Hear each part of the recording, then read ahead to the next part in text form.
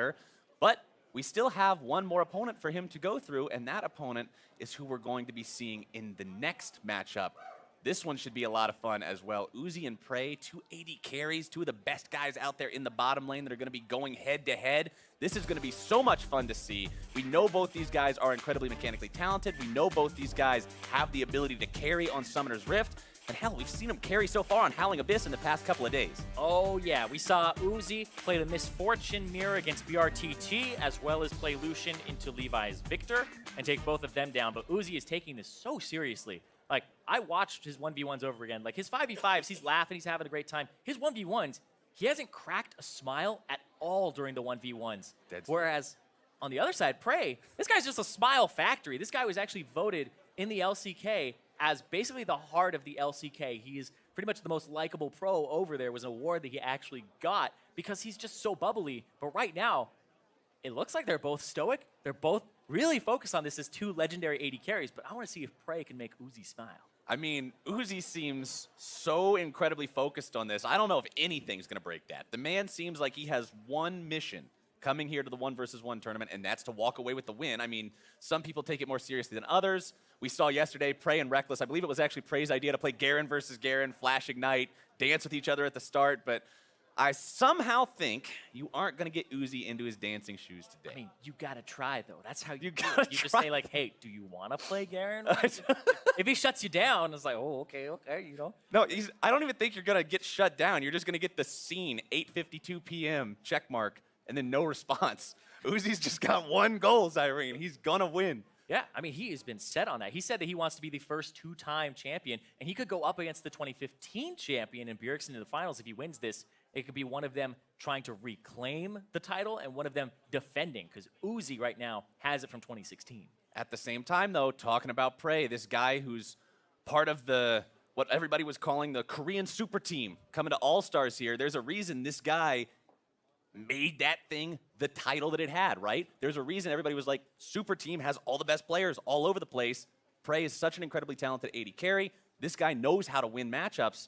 And hey, if Uzi says, let's play seriously, maybe it's time to get rid of the grins, get rid of the giggles, and show this guy how to take it seriously. I don't know. I don't know. I hope Pray. I mean, he did lose earlier today to the LPL team and to Uzi in lane multiple times. Could be time for payback. Maybe it's payback. Maybe Pray is a little bit serious about this too, because he would be the person going on to represent the LCK since they're knocked out of the 5v5. Right, and then, since he's going up against Bjergsen, you would have two members of teams eliminated from the 5v5 competition looking to bring that vengeance and that glory to their region at the end of the 1v1. But let's see exactly how they decide to go about it here. I expect to see a lot of AD carry bans, Zyrene.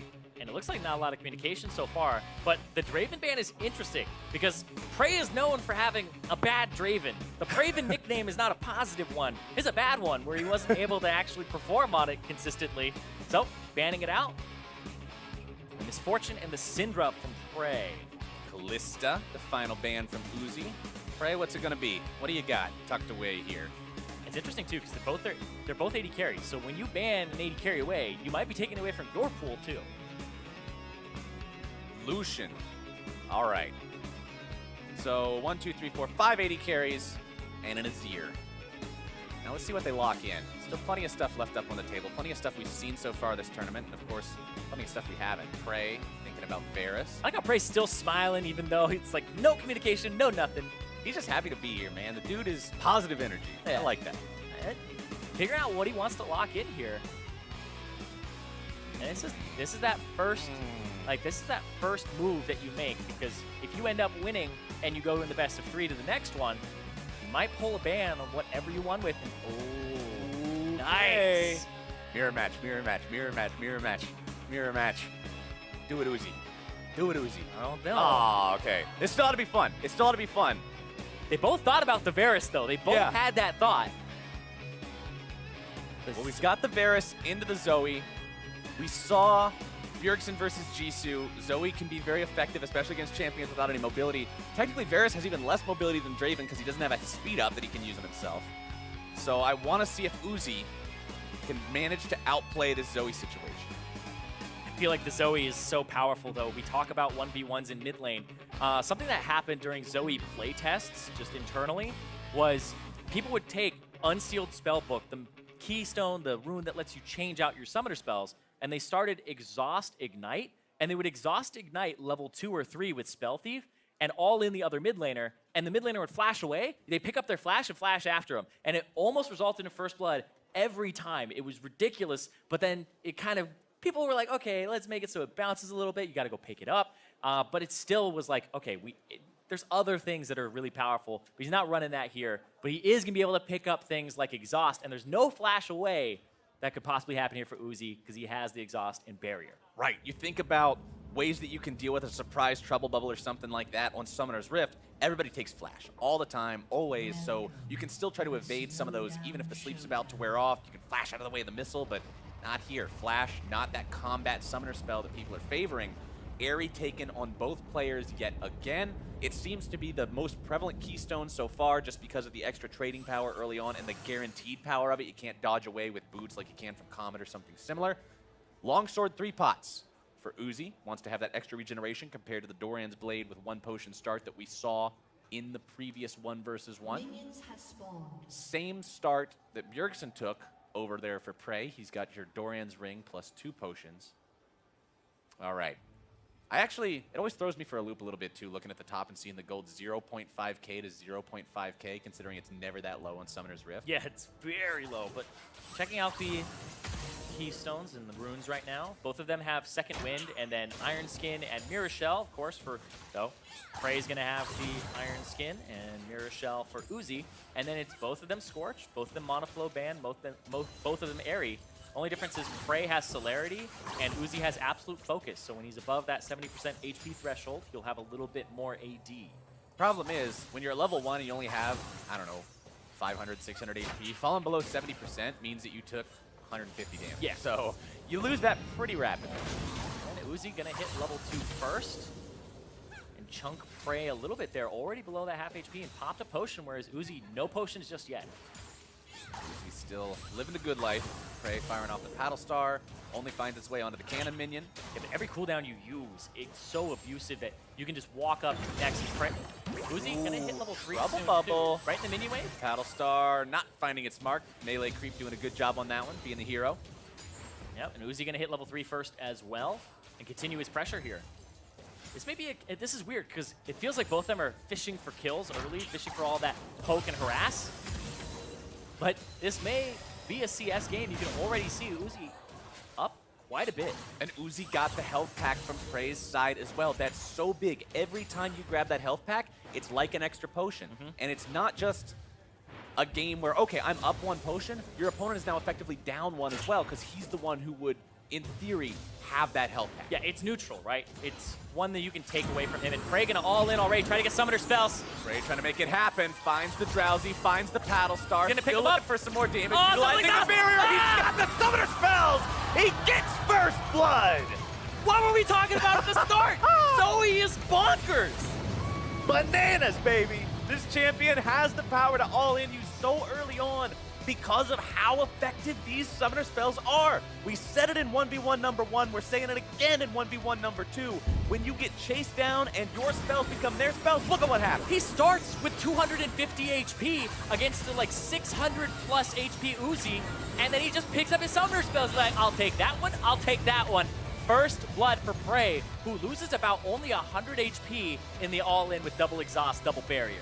Fist pumped up in the air. Prey knows what's going on. And he says, you best ban it away in game number 2 because that was exactly what we wanted to see from this. That game, now, I mean, granted, we only watched it for a couple of minutes, but that game looked like it was going Uzi's way. I mean, absolutely. Prey was lower HP. Uzi had the wave shoved up. He was constantly applying poke and pressure. And then Prey just said, okay, we're done playing.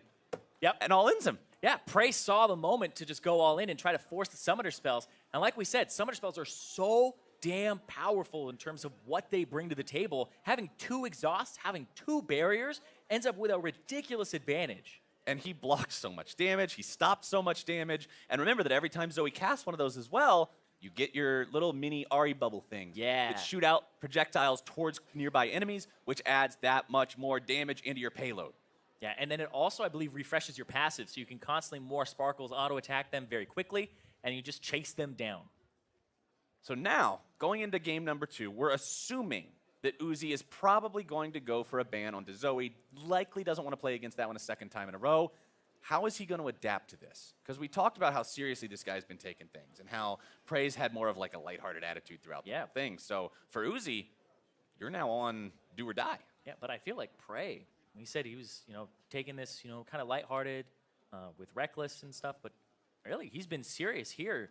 I mostly expect it's because of what happened in the 5v5s, where he was incredibly close. The Winions came through, took it to a game 3, and now he's just saying, okay, I want a little bit of revenge, and he wants to move forward and represent the LCK.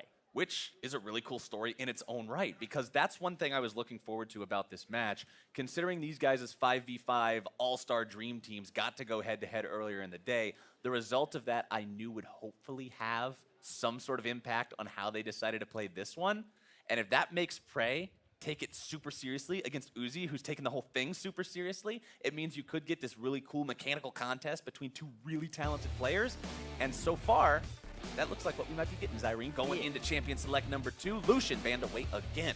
And there's just so much respect here as well. Uzi was talking about, even though he's the defending champion, he's talking about how he respected Prey and how he saw the way he had performed previously. If you go back to, I believe, 2013, that All-Star event where we had the 2-on-2s, Prey won the 2-on-2s alongside Madlife back in the day, the bottom lane. Old school.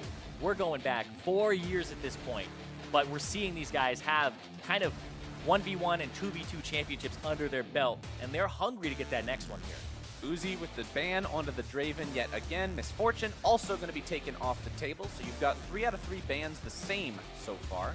Not necessarily in the same order, I believe, but still same champions. Azir, another ban matching up. Now Uzi's only got 1 ban left, so if he wants to take Zoe away, he'll have to do it on that one, or he could opt into the Zoe mirror match. Say, look, I know your champion's very strong. I'm just going to do it better than you. Yeah, that was the other thought there, was he could potentially go for Zoe himself, and then we just have a Zoe Bonanza, but he bans the Varus away, so it's going to force an adaptation here out of Uzi here to pick something else. His last ban previously was Callista. All right, what's it going to be, Uzi? Do you opt into the Zoe mirror match, or do you ban it away and go with something a little bit more familiar? 5 seconds left to choose. Callista banned away. All right. Let's see if we get it, Zyrene. I would like to see this mirror match because of the ability to outplay each other with positioning, especially if they can manage to get it to level 6 before they kill each other. That'll be a lot of fun. Yeah, if I'm Prey, I'm locking in Zoe 100%. I already won with it. I wouldn't have to show another strategy if I win here and make the finals. And if I'm Uzi, I gotta be thinking, is my Zoe better? Is there something that counters it? Right. Do you try to play a counter, or do you try to play the same thing, thinking, I will just do better at this than you can? Prey still hovering the Zoe, not locking it in. I like how he's not locking it in because he's not giving away, oh, I'm just going to play the same thing as last time. If you insta-lock as soon as bans are over and your champion from last time is left open, it could imply that. Okay. There it is. All right, no mirror match. It is going to be Zoe versus Syndra this time around. Last time we had Mage versus AD carry. This time, Mage versus Mage. Still a lot of skill shots. Still a lot of outplay potential. I really wonder what the thought process is here for Uzi, not banning away the Zoe, and I think he can deal with it. A lot of pride there, and we'll see if he can make it go to a game 3, or if Prey is on his way to the finals. Summoner spells still the same, at least right now, between these two. Exhaust and Barrier for both. But you gotta remember, you gotta remember, if you're Uzi, what happened last time. Using Summoner spells in these trades, normally it's 1 versus 1. You know there's never any worry about a jungler or something else coming after you. So when the other guy clearly is all inning you, you can say, okay, this is the opportunity to use my Summoner spells. It makes sense here. I will get value from using this ability. But against Zoe, you've got to be so careful because you're like, is he going to get more value from this than I am by being able to continue this pressure, continue this advance? And it's so difficult to tell just because you don't have to consider this against any other champion. Yeah, it's kind of like Zoe is breaking the rules in a way where normally you're like, okay, we're focusing on CSing, we're focusing on trading, but then the all-ins are different. She bends the rules there, and the adjustment that's been made by Uzi is he takes Ignite plus Barrier here. No Exhaust this time. I don't know how much it'll help him out, but we'll see what happens as we hit game number 2. I call this the tilted top laner at the end of the season summoner spell loadout, because I have seen Fizzes and Fioras take Ignite Barrier at the end of the season when they're tired of losing because of their team and they just try to go 1 versus 1 and then they get canned. That's the only time I've ever seen this on Summoner's Rift, so let's see how it works out for Uzi here as Pray hangs out in the brushes. Wants to see if maybe he can get an early Paddle Star, but you don't want to do it too early. See, that's the trick, Zyrie. You do it too early, guys got time to get back. You don't actually get anything for your Paddle Star. So you've got to have that, it's the paddle pocket. You got to hit the Paddle Star right in that time pocket where the minions are just arriving, and you end up costing Uzi a potion. Can Pray find the paddle pocket? He's just dancing right now. Hold on. Paddle pocket. Nope, get back in the bush. Nope, okay. You were saying? Okay, he did not find the paddle pocket. Where the minions are colliding, we are here. Oh, Okay. no. Nothing quite. I respect the fact that he went for it instead of just flinging it into the minions. Yeah, it's definitely harder to find the paddle pocket when you don't have an R to increase your distance or your stun or your sleep, I guess, to keep the person in one spot. All right, so we got Airy on both these guys again. Worth pointing out, you guys can obviously see that on your screen, but just to make sure there's no confusion here, these guys will have extra damage on anything they happen to land on each other. Uzi and Pray both around the same amount of HP right now. Pray level 2 first, though. Managing to land that one. Pray with level 2 means the Sleepy Trouble Bubble is online. Oh, he's trying to all in already. Trouble Bubble misses. Pray still looking to find the Paddle Star. Going to be ignited. He's looking to make this one happen. Pray getting away, but Uzi with the damage. The first blood. That was an all-in there that went haywire. It looked like he actually barriered late on Pray's side. I'll have to see that again here because that was so fast. The level 2 all-in, he couldn't find the Ignite on the ground. He's looking for it all over. We'll see this one more time here. Uzi all right. Goes into the brush, gets level 2 from the minion by auto-attacking it. Perfect there. Ignites. Where's the Ignite? He doesn't have Spell Thief. That's why he can't pick it up. So well done there. Can't use Spell Thief if you leveled Sleepy Trouble Bubble. So Uzi knew as soon as that bubble missed, okay, he learned this, he missed this, it's time to do this. I love that he went for the auto attack, not on the trade, but to hit level 2 on the minion wave and to have that second spell to go all in. Uzi did an awesome job there, and that means we get to go to game number 3. That was sick. You were wondering, you got to be wondering what Uzi's thinking here. Can he beat this with the Syndra? Why did he not ban Zoe? Is this the right plan? The answer was yes, it was the right plan. And that means these guys are going to have one final 1v1 to see which one of them is truly the master of the Howling Abyss. Oh, these legendary AD carries going on. I mean, this is so much fun because this is the mind games on top of the mind games. Like, if Pray goes for Zoe again, is he just going to adapt and say, we'll wait for level 3 and then I'll all in and have the power of having those summoner spells? Because that was one that Uzi definitely outplayed him on that. Oh, 100%. Uzi recognized the fact that, okay, he can't have the Sleep and the Spell Thief at the same time or else he wouldn't have learned Paddle Star at level 1, and you already saw him shooting the Paddle Star at level 1. So you know, as soon as you see one of those tools, the other one's not there. And as soon as he saw that, the immediate recognition and acknowledgement of, okay, let's go in.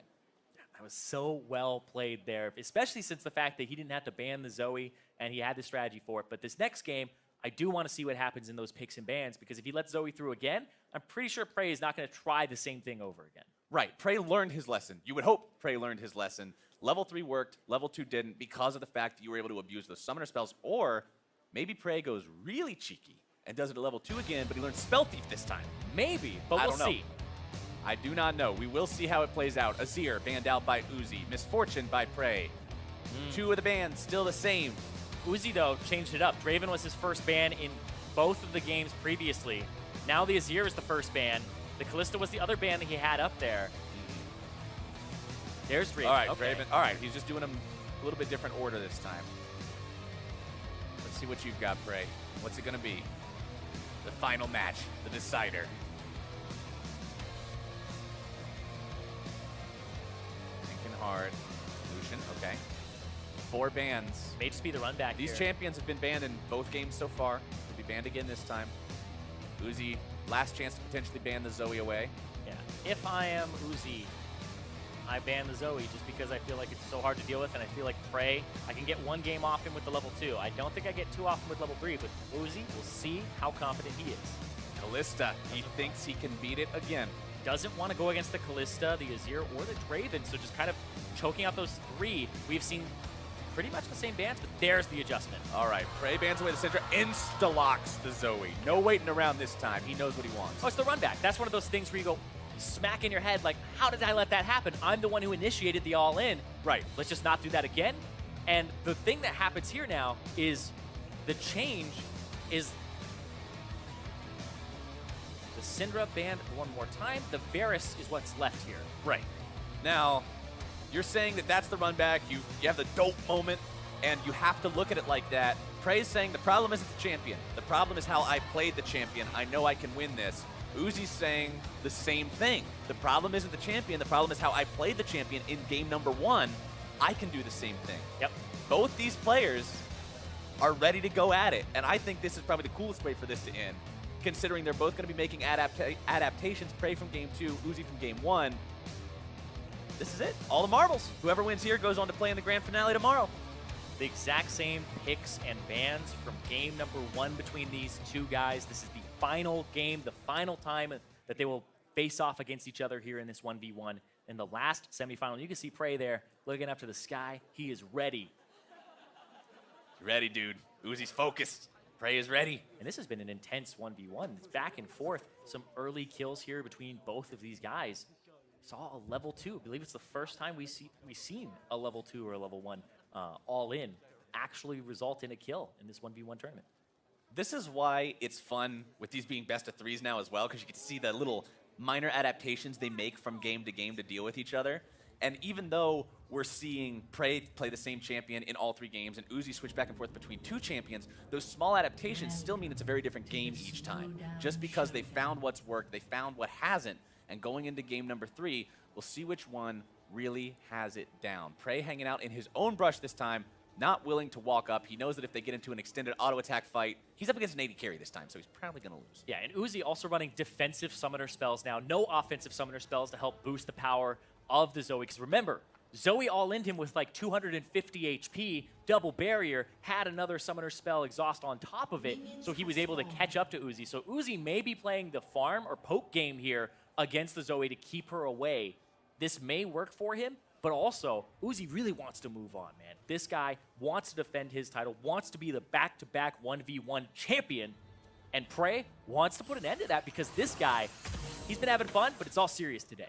All right, let's see which one of them can come out on top here. Pray firing off the paddle start into the minion wave this time, not looking for that fishing shot onto his opponent.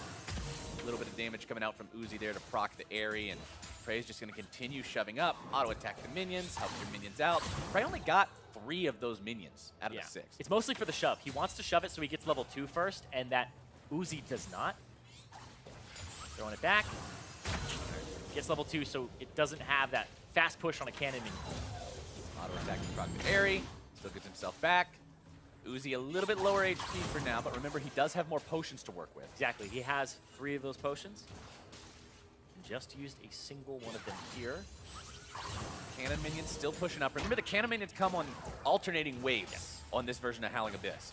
So now the cannon minion has arrived. The reinforcements are here for Pray. Uzi continuing to try to push up. There's a lot of minions waiting there. Pray on the wrong end of these trades right now. But remember, this is what happened in game 1. Prey was sitting very low on HP, and then it was the all-in. It was the summoner spell. So Uzi basically saying the same thing that Pray did in game 2, saying, all I did was mess up. That was it. It was just the fact that I didn't keep the poke pattern.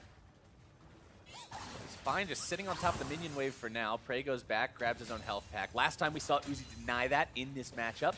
Yeah, those spawn at 2 minutes and 15 seconds, respawn every 1:15 afterward. There's your poke pattern. There it is. And he's out of potions. He doesn't have any running right now either. You can see Uzi really committed to this Varus, and it's been working.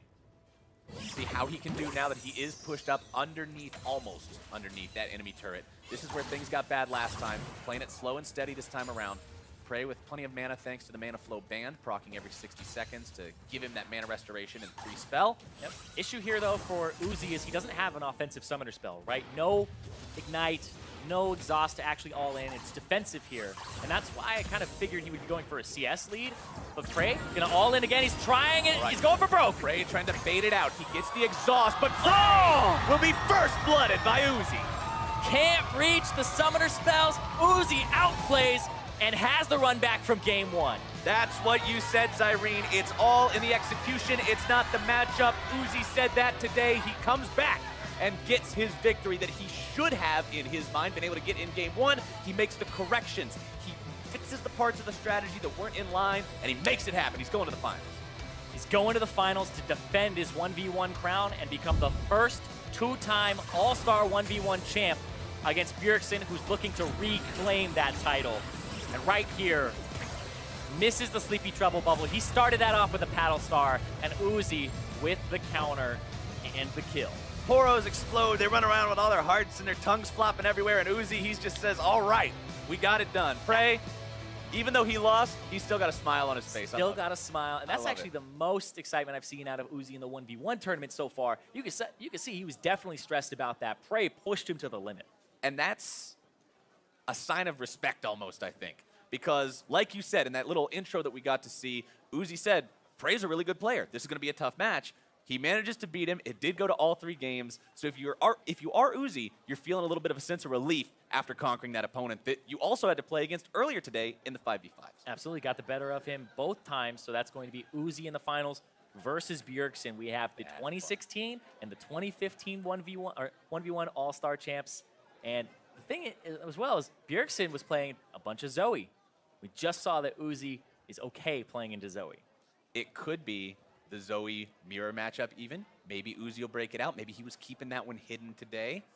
I really want to see a Zoe mirror matchup, Zyrene. Sleepy Trouble, double Sleepy Trouble bubble. It rhymes 3 different times. It's going to be awesome if they play it, but they might not play it. You never know. Either way, you're either going to have the defending champion keeping the belt, or you're going to have the guy who got it 2 years ago snatching the belt back. Exactly. It's going to be an awesome thing to see no matter who wins it. And remember that it is going to be best of 5 as well. So those adaptations that we got to see today, those changes, slight adjustments, even if you're playing the same champions between matchups, we'll see even more of that when these guys go head-to-head. Yeah, you make it this far in the 1v1 tournament because you have more things that are effective than there are bans that are possible. Yep. So you have to be able to at least play 4 to 5 things at an effective level in a 1v1. Then you just change up the strategy. So it becomes about the execution, because we saw the exact same picks across the board except for the Syndra for Uzi. So overall, we actually saw only 7 bans out of 6 total. Yep. And then we only saw 3 champions picked throughout these 3 games. But we saw different adaptations throughout the whole thing. It was a lot of fun to watch, but now we're going to send it over to Shox, who is standing by for an interview with our 1v1 finalists. Yeah, definitely so with Bjergsen and Uzi. And I'm first going to ask them about their individual victories in their semifinals. And Bjergsen, I want to ask you about that Tom Kench strategy you were up against. What happened there? It was surprisingly close, actually. I knew that he was going to try to find a way to kill me because that's the only way Tom Kench can really win. But I didn't think it was going to be that close. He ate me and then dragged me half across the map. And it's definitely not something I had practiced against or really was ready for. So I'm pretty happy that I won that one. You find yourself in the final, you'll be going up against Uzi. And Uzi, you had a very, very exciting semifinal versus Pray. I was quite surprised that you left the Zoe open in the 3rd game. Why did you choose to go for the same matchup? And what adaptation did you make to beat Pray in the Pharaoh Zoe matchup? 就第1盘、第3盘你都让他选到了左一这英雄，然后第1盘输了，第3盘为什么可以取得胜利？其实就是有点运气好吧，就是因为其实我自己也不是特别了解这个英雄，但是就打打看嘛，就感觉能打就打打看，对。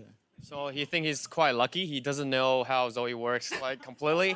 So he will just play on a game to see how it goes, and he's lucky that he win. Wow, fantastic. So that must be a bit scary for you because he doesn't even have to know what your champion will do. He's going to beat you, Bjergsen. Well, it seemed like Prey didn't really know what Zoe did either. So I think I'm a bit more ready. And if Uzi leaves Zoe up against me, I think there will be a different result. Well, I am going to expand on that because I would like to give you guys both a chance to say something to each other as your opponents, because you are a 1v1 champion, but Uzi is the reigning 1v1 champion. So Uzi, what would you like to say to your opponent for tomorrow, Bjergsen? 就你有没有想对你明天对手比尔森说什么？希望我们能有非常愉快的一局游戏吧，就是不要让我说的太难看，或者就是。Well, he really wants a happy game tomorrow. Do not make him lose to ugly. Oh. Bjergsen, what would you like to say? I mean, obviously, I'm here to get my title of the 1v1 champion back. I don't have too many bad things to say about Uzi because I think he is a really good player, and I said from the get-go, if I'm going to be in the final, Uzi will be in the final, and that ended up happening. So it'll be a fun match. It'll be a fantastic match. Can't wait for that one. Well, congratulations to you both. That'll be very explosive tomorrow. Back over to you guys at the desk. Thank you very much, Shocks. A little preview of tomorrow's 1v1 final. Bjergsen versus Uzi. Happy game. Both of which, yeah, we're hoping for a happy series. We are trash tomorrow. talking. But Happy both of them, former 1v1 champions, Uzi being the reigning champion as of right now. So it makes for, a very climactic finish to the tournament tomorrow to watch these two duke it out in a best of 5. I don't know. It seemed like Uzi did know what Zoe did. Maybe not the intricacies, but he certainly understood her trading patterns, like how to constantly hide into the creep wave when the paddles I mean, he figured him out after he lost in game 1, Yeah, right? And it's then he's like, simple. oh, now I got it. Dodge skill shots and land your poke. Right, Like, do, that's how it do is what you against do most against champions. every He top changed champion. his summoner spells and everything. He was very much. No, I love it. But let's roll back through these 1v1s. We had 2 best of 3s today. Bjergsen versus Jisoo being the first one, followed by Pray versus Uzi. The first one, a 2-0 in favor of Bjergsen. But hey, close Jisoo, he did put on a show. You asked for it to official. You were rooting for him. He showed us some fun stuff. I mean, especially the time Kent was amazing. The Draven one, I wasn't like too excited about that one, and obviously here the fact he actually ends up getting, hit by that CC is a little bit unlucky for him, and he ends up dying. But Unlucky Zoe. the next one was the super cool one where he almost managed to kill Bjergsen. What about this shot? You're not going to talk about that at all? He goes straight for the Look health. at this one. This is the highlight here. I mean, unfortunate miss on the tongue lash there, because that probably would have ended the game in favor of Yeah, Jisoo. and the funny thing is, he has so much slow resistance with his runes as well, and then also his boots. He has swiftness boots in this one. So when he actually devours Bjergsen, he doesn't get slowed down, and that's why he can drag him so far back on the map. Sadly, because again he missed the first one, he doesn't have the damage to kill him, and I think he kind of knew it's all in now or nothing. Yep. Not enough for him. Damage or distance, but Bjergsen himself said that he was taken, by surprise with how much damage was dealt by that Tom Kench, as well as how far he was able to travel across the map. Yeah, it was also the use and timing of the exhaust when he used it, because he wasn't close to the tower. He didn't have to use it to slow him down. He could do it to mitigate the damage. But like I said, it felt like Uzi figured out Zoe rather quickly over the course of these 1v1s. Yeah, but Pray there in game 1, I mean, playing the use of 4 summoner spells to 2, essentially, to grab the victory in the auto attack trade at the end. This one here taking an ill-advised all-in at level 2 without the ability to pick up summoner spells. So hilariously, I walked out of the room and I came back in, it was over. I looked at Dash, I was like, oh, that's ingenious. Uzi would take a champion that could kill someone at level 2 to kill Zoe before she got the opportunity to pick up the summoners. Dash was like, no, Pray actually just ran at it. No, it was all Pray. Pray just walked forward and was like, we're gonna fight now. Uzi said, okay, I'll take the victory. Comes back with the mirror matchup from game 1, plays it better that time around, pushes himself to the finals. So now let's talk about that final matchup. Just real briefly, I have to correct myself. Earlier I said it will be a best of 5. It's actually a best of 3. It's the Dream Team tournament. That's the best of 5. So in a best of 3, Bjergsen versus Uzi. What could either of these guys taken away from these couple days here about the other to come in with a very solid plan to winning it all? I feel like I know what to expect from Uzi. He's going to have this very stable roster of AD carries with the addition of the Syndra. And it doesn't feel like he's really wants to step outside of those champions. Right. So I feel like it's going to be on Bjergsen. And, the ways he can come up with getting CS leads and stuff like that to try and finish it. And there are certainly traps. Uzi always likes to get the initial push, so that way when the health relic spawns, that he has control of that, and that seems like a pretty obvious and fairly straightforward pattern. But a lot of these players, because it's different from Sunray Rift, the timings are different on the waves, the timings are different on the relic spawn or the relics being there at all, and I think he has it actually tracked, whereas the other players are kind of figuring it out as it goes. So I think it's an easy trap to set up that Uzi's going to get the initial push, and he's going to try to abuse that health relic. If I play a champion with CC, I can probably lay it down and catch him. Yeah, I would expect Bjergsen to know all that. Like, he's been preparing on the 1v1 map as well. It's funny, both players are not really taking big chances in the way they're playing. Like, we've seen some all-in from certain players, like Jisoo being one of them, but both Bjergsen and Uzi plays it very safe. There's just a big difference is Bjergsen is playing a lot of mages. He'll probably play Talia, try and go for the push again for 100 CS, where Uzi's, again, 80 carries. So who do you give the advantage to, the ADC or the mage then in a 1v1? Because granted, Pray isn't a mid laner. We did just see the AD carry come out on top 2-1 against the mage player in that 1v1. I don't know. I would put a little bit of faith in the stability of the AD carries, right? The pattern for playing this is very straightforward, as Frost was talking about, trying to get that push, control the relics and stuff like that. But I'm super curious to see what Bjergsen's going to come out with because, like we said, it's pretty easy to figure out. The differences are the cannon minions are desynced. The turret shots are a little bit different. You don't want the ranged minions taking any damage first, and you just one prep the melees instead of letting them get hit by 2 turret shots. But once you have those down and the startings of the relics, that's when the creativity is going to come in. And I know that Bjergsen has been, playing some 1v1s and trying to come up with the cheese strategies. Mike Young said he had cheese champions that he was practicing against Bjergsen, and we haven't seen any of those. That's true. That's true. He hasn't been pushed to the limit yet. He hasn't had to fall back on the cheese champions just yet. All right, with our finals locked in, let's take a look at the schedule for tomorrow. The Dream Team tournament ends with a battle between the LPL and the LMS, while the 1v1 tournament closes out with a best-of-3 between Bjergsen and the reigning champion in Uzi. Let's talk about that best-of-5 Dream Team finals because we've already hit the 1v1s plenty. LPL, LMS, revenge matchup.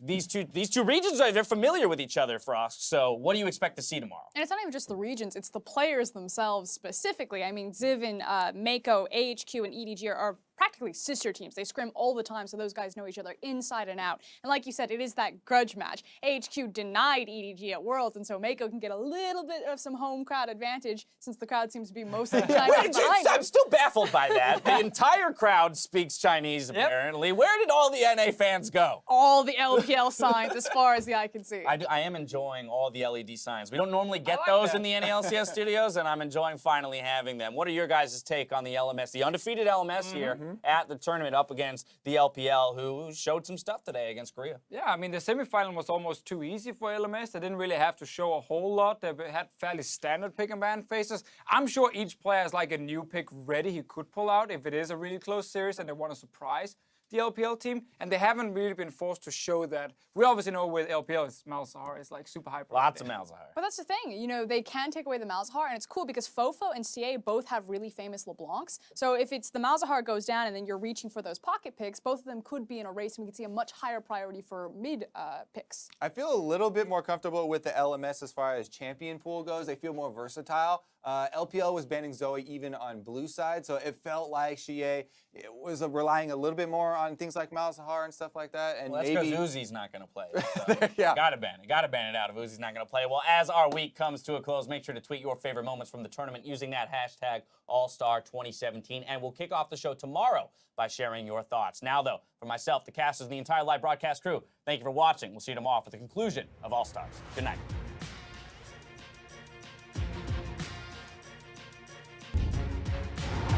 Welcome back to day 3 of the 2017 All-Star event. The fans have arrived to show their support for the remaining All-Stars in attendance as things here are winding down. BB gets it first, looking for a second. It's in fact Casa that gets the kill. Ziv throws up that ice boulder, won't find the slow, won't need it. Solar Flare comes down and GPL are running for their lives. Ziv joins the board, shuts down Ziv. Zombie Ziv gets one back. Jisoo's taken down from beyond the grave. And that's where you use the stopwatch. In fact, he's still alive. Oh my God, that ultimate. Bullet time destroys the GPL. Welcome to the finals, LMS. We're kicking off the 1v1 semifinal. There's your stun barrier. Jisoo can't do it. First blood to Bjergsen. Rubed with a great flank, zooming in forward. Mako trying to tie them up on the other side of Xie. He's so late in this fight, but Uzi lets it go with the bullet time. Not gonna find it though, no one dead just yet. Takes down Faker, and that might be enough. Knock up plans. Uzi takes down Gorilla and Pray. Not gonna get taken down. We have to survive for 2 minutes long and then win it. I don't think they can do it. They've got no carries. They're starting to down, but that's it. Everybody dead, and the game goes to Korea. Shots, they just need to keep a bitch down to the pin. They're going in with the ball time. Trying to take it with the Gorilla steals it. Scoop, silence down there as Pray is not going to live through the assault. A double kill for Uzi. Faker tagged up as well, flashes and dies. Nice, nice. And a win here cements a brothers' war in the final of the 2017 All-Star. I think Barrier, he's got the summoner spells. He gets first blood. Taking it away, but Uzi with the damage, the first blood. He gets the exhaust, but will be first blooded by Uzi. He's going to the finals to defend his 1v1 crown.